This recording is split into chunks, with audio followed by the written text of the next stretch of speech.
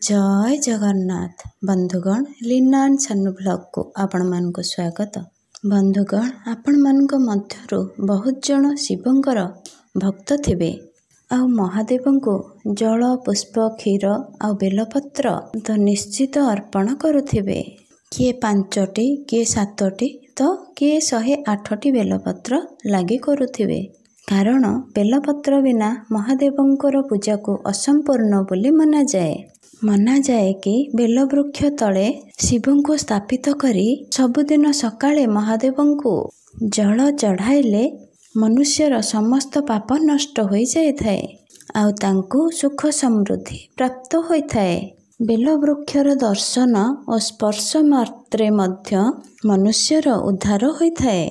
मना जाए कि जो मनुष्य खंडित बेलपत्र अर्पण करिथाए से ही भवसागर मुक्ति पाइथाए और मृत्यु पर से शिवलोक प्राप्त होइथाए।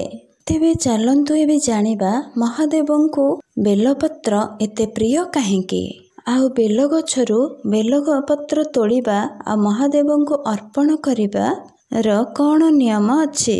प्राचीन काल रे देवता और दानव माने मिसी सागर मंथन करथिले। सागर मंथन समय रे सेठारु बहुत जिनिस बाहरी थिला। किछि भल थिला आउ किछि खराब मध्य थिला। ता मध्यरु सेठारु हलाहल नामक विष मध्य बाहरी थिला जहा एते भयानक थिला जे जहा द्वारा पूरा संसार रो विनाश मध्य होई परिबो। तेणु संसार को रक्षा करिबा पई महादेव एही विष को पी देइथिले मध्य जहा कि तांकर कंठरे रहीगला। सेही विषर प्रभाव रे महादेवंकर कंठ नील पड़ी गला। तेणु महादेव को नीलकंठ नाम रे मध्य जणा जाए। विषर प्रभावरु महादेवंकर मस्तिष्क मध्य गरम होई गला और से बहुत कष्ट मध्य पाइले। देवता माने तांको उपरे जलर अभिषेक करिथिले जहा द्वारा कि तांकर मस्तिष्कर ज्वलनता कमी जाइथिला किंतु कंठर ज्वलन कमी नथिला। तेणु देवता माने तांको बेलपत्र खाइबाकू देइथिले कारण बेलपत्र रे विष को नष्ट करिवार गुण अछि। बेलपत्र खाइबा परे महादेवंकर कंठर ज्वलन कमी थिला।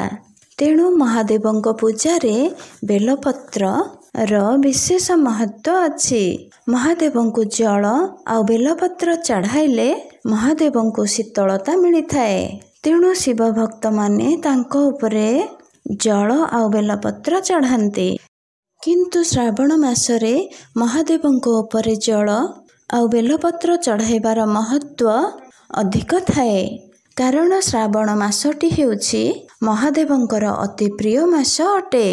तेबे महादेवंको बेलपत्र चढ़ाइबार किछि नियम अछि। शास्त्र अनुसारे बेलवृक्षरु बेलपत्र तोड़िबा चतुर्थी अष्टमी नवमी चतुर्दशी अमावास्या तिथि संक्रांति समय सोमवार रे बेलपत्र तोड़िबाको मना करा जायछि। आपण जदि महादेवंको बेलपत्र अर्पण करिबाको चाहुछन्ते ताहाले ता पूर्व दिन बेलपत्र तोड़ी आपण रखिथान्तु। शास्त्र रे कहा जायछि कि जदि नुआ बा फ्रेश बेलपत्र न मिली पारुछि तेबे अन्य माने चढ़ाइथिबा बेलपत्र को धोई करे आपण माने पुणी थरे चढ़ाई पारिबे। बेलवृक्षरु बेलपत्र तोड़िबा पूर्वरु आउ तोड़िबा परे वृक्ष को प्रणाम करिबा निहाती आवश्यक। आउ तापरे गोटिए गोटिए करी बेलपत्र तोड़िबे। केबे हेले बेलवृक्षरु डाल किंबा एकाथरे पत्र तोड़िबे नहीं। महादेवंको बेलपत्र चढ़ाइबा समय रे बेलपत्रर उपरी भाग बा चिकण भागटी महादेवंको उपरे रखिबे। बेलपत्र जेपरिक चिरा फटा आ लंबा डेम्फी रहिबा दरकार नहीं। बेलपत्र 3 पत्ररु आरंभ करी 11 पत्र पर्यंत मध्य थाए। जेते अधिक पत्र थिबो सेही पत्र को सेते भल मना जाए। चढ़ा जाइथिबा बेलपत्रर उपेक्षा किंबा अनादर करिबा उचित नुहे। बेलपत्र न पाइले आपण केबे भी बेलवृक्षर दर्शन मध्य करि परिबे। ताहा बहुत शुभ मध्य मना जाइथाए। ତେବେ ଚାଲନ୍ତୁ ସମସ୍ତେ ମିଶିକିରି କହିବା ହର ହର ମହାଦେବ। ବନ୍ଧୁଗଣ, ମୋର ଏହି ଭିଡ଼ିଓଟି ଆପଣମାନଙ୍କୁ କିପରି ଲାଗିଲା କମେଣ୍ଟ ବକ୍ସରେ କମେଣ୍ଟ କରି ନିହାତି ଜଣାଇବେ। ଆଉ ଯେଉଁମାନେ ଏତେ ପର୍ଯ୍ୟନ୍ତ ମୋର ଚ୍ୟାନେଲଟିକୁ ସବସ୍କ୍ରାଇବ୍ କରିନାହାନ୍ତି ପ୍ଲିଜ୍ ସବସ୍କ୍ରାଇବ୍ ମଧ୍ୟ କରିଦେବେ। ଆଉ ବେଲ୍ ଆଇକନ୍କୁ ଦବାଇବାକୁ ଜମା ବି ଭୁଲିବେନି, କାହିଁକି ନା ବେଲ୍ ଆଇକନ୍ ଦବାଇବା ଦ୍ୱାରା ମୋର ସର୍ବପ୍ରଥମେ ନୋଟିଫିକେସନ୍ଟି ଯାଇକି ଆପଣଙ୍କ ପାଖରେ ପହଞ୍ଚି ପାରିବ। କମେଣ୍ଟ ବକ୍ସରେ ହର ହର ମହାଦେବ ଲେଖିବାକୁ ଜମା ବି ଭୁଲିବେନି। ରହୁଛି ବନ୍ଧୁଗଣ, ଜୟ ଜଗନ୍ନାଥ। ହର ହର ମହାଦେବ।